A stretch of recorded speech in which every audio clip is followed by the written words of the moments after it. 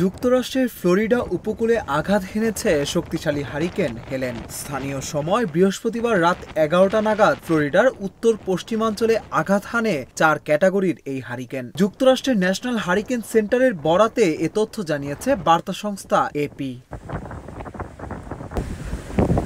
হারিকেনের প্রভাবে উপকূলীয় এলাকায় কয়েক ফুট উঁচু ঢেউ আছড়ে পড়তে পারে বলে সতর্ক করা হয়েছে। কোথাও কোথাও 20 ফুট উঁচু ঢেউয়ের সৃষ্টি হতে পারে, যা 2 তলা ভবনের সমান। উদ্ভূত পরিস্থিতিতে স্থানীয় বাসিন্দাদের নিরাপদ আশ্রয়ে যেতে নির্দেশ দেওয়া হয়েছে।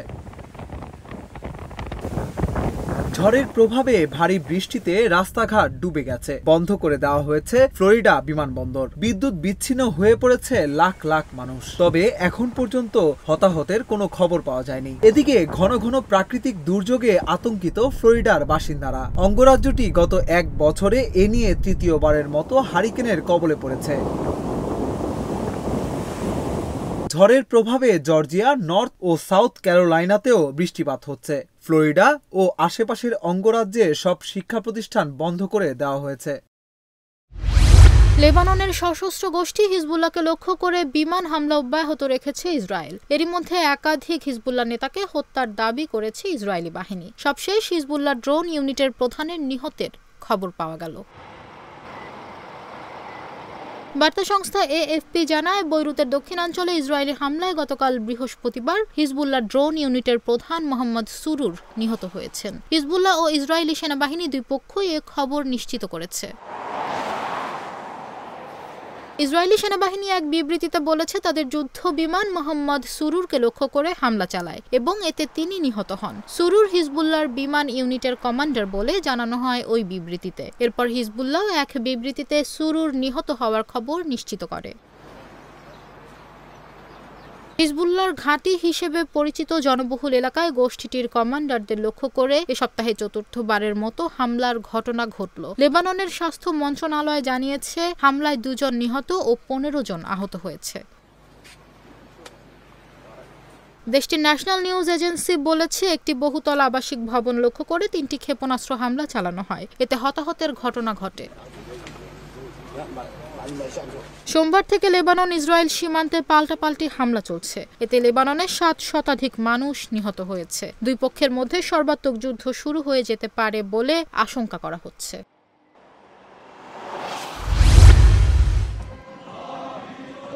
বিদ্রোহীদের অস্ত্র রেখে রাজনৈতিক সংলাপে অংশ নেওয়ার আহ্বান জানিয়েছে সামরিক জান্তা। তবে বিদ্রোহীরা এই আহ্বান প্রত্যাখ্যান করে রাজপথে থাকার ঘোষণা দিয়েছেন। 2021 সালের ফেব্রুয়ারি থেকে ক্ষমতায় থাকা মিয়ানমারের সেনাবাহিনীর আহ্বানের কথা শুক্রবার এক প্রতিবেদনে জানিয়েছে আল জাজিরা।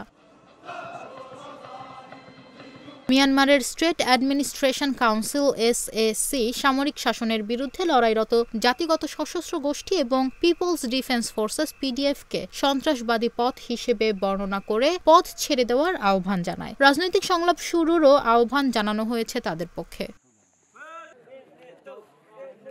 প্রতিবেদন বলছে, গত বছরের অক্টোবরে সশস্ত্র গোষ্ঠীগুলো দেশের বিভিন্ন অংশের নিয়ন্ত্রণ নেয়। ওই সময় থেকেই সেনাবাহিনী প্রচণ্ড চাপের মধ্যে পড়ে যায়।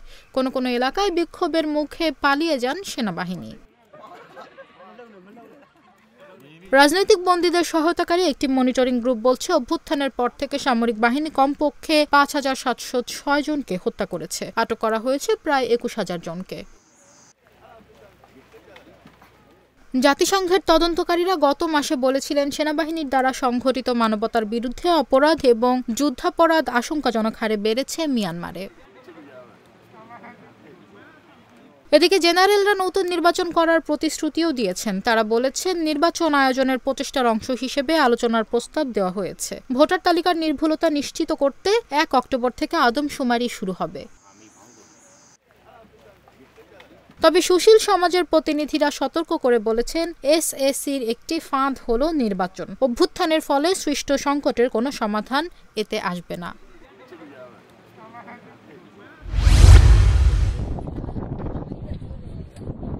ইসরায়েলিদের নিরাপদে দেশে ফিরিয়ে না আনা পর্যন্ত লেবাননের সশস্ত্র গোষ্ঠী হিজবুল্লাহর ওপর হামলা চালিয়ে যাবেন বলে জানিয়েছেন ইসরায়েলি প্রধানমন্ত্রী বেনিয়ামিন নেতানিয়াহু।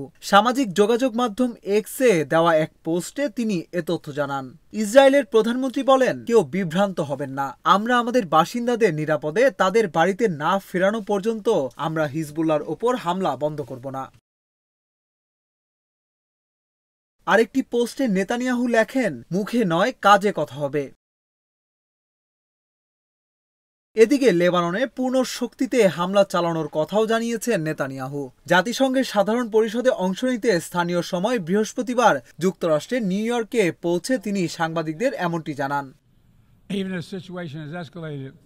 গতকাল বৃহস্পতিবার লেবাননে ইসরায়েলি হামলায় একদিনে নিহত হয়েছেন 92 জন, আহত হয়েছেন 1.5 শতাধিক। এ পর্যন্ত বৈরুতে তেল আবিবের হামলায় নিহতের সংখ্যা 700 ছাড়িয়েছে। সংঘাত নিরসনের আহ্বান জানিয়ে যুক্তরাষ্ট্র ইসরায়েলকে সমর্থন দিয়ে যাবে বলে জানান মার্কিন প্রতিরক্ষা মন্ত্রী লয়েড অস্টিন। চলমান উত্তেজনার মধ্যেই তেল আবিবকে নতুন করে $870 কোটি সামরিক সহায়তা দিয়েছে ওয়াশিংটন। লেবাননে ঢুকে হামলা পরিচালনা করতে সামরিক বাহিনী রিজার্ভ ইউনিটকে সক্রিয় করছে ইসরায়েল। হোয়াইট হাউস বলছে 21 দিনের যুদ্ধবিরতির প্রস্তাব প্রত্যাখ্যান করে হিজবুল্লাহর বিরুদ্ধে জয় নিশ্চিত না হওয়া পর্যন্ত হামলা অব্যাহত রাখার কথা জানিয়েছে ইসরায়েল। চলতি বছরের মাঝামাঝি সময়ে যেটিতে ডুবে যায় চীনা একটি পারমাণবিক সাবমেরিন, তবে দেশটি এই তথ্য প্রকাশ করেনি। মার্কিন প্রতিরক্ষা বিভাগের এক উচ্চপদস্থ কর্মকর্তা বৃহস্পতিবার এই তথ্য প্রকাশ করেন। এ সময় পারমাণবিক সাবমেরিন ডুবে যাওয়ার ছবিও প্রকাশ করা হয়। বার্তা সংস্থা রয়টার্সের এক প্রতিবেদন থেকে জানা যায়, ডুবে যাওয়া পারমাণবিক সাবমেরিনটি নতুন প্রযুক্তিতে বানানো ছিল। এই ঘটনা চীনের জন্য বেশ বিব্রতকর বলে মন্তব্য করেছেন মার্কিন প্রতিরক্ষা বিভাগের ওই উচ্চপদস্থ কর্মকর্তা, তবে তিনি নিজের নাম প্রকাশে অস্বীকৃতি জানান। রয়টার্স বলছে, বিশ্বের সবচেয়ে বড় নেভি হচ্ছে চীনের। তাদের নৌশক্তিতে রয়েছে 320টির বেশি জাহাজ। এছাড়া একের পর এক নতুন প্রযুক্তির পারমাণবিক সাবমেরিন বানিয়েই যাচ্ছে তারা। আমেরিকাকে টেক্কা দিতে আরও সমৃদ্ধ করছে নিজেদের নৌবাহিনীর অস্ত্রাগার। এমন সময় এ ঘটনা তাদের জন্য বিব্রতকরই বটে। ডুবে যাওয়া ছবি প্রকাশ করেছে প্ল্যানেট ল্যাবস। এ ব্যাপারে শুক্রবার 27 সেপ্টেম্বর তাইওয়ানের প্রতিরক্ষা মন্ত্রী ওয়েলিংটন কু বার্তা সংস্থা রয়টার্সকে বলেন, গোয়েন্দা ও নজরদারি সূত্রের মাধ্যমে এই তথ্য জেনেছে তারা, তবে বিস্তারিত জানা যায়নি।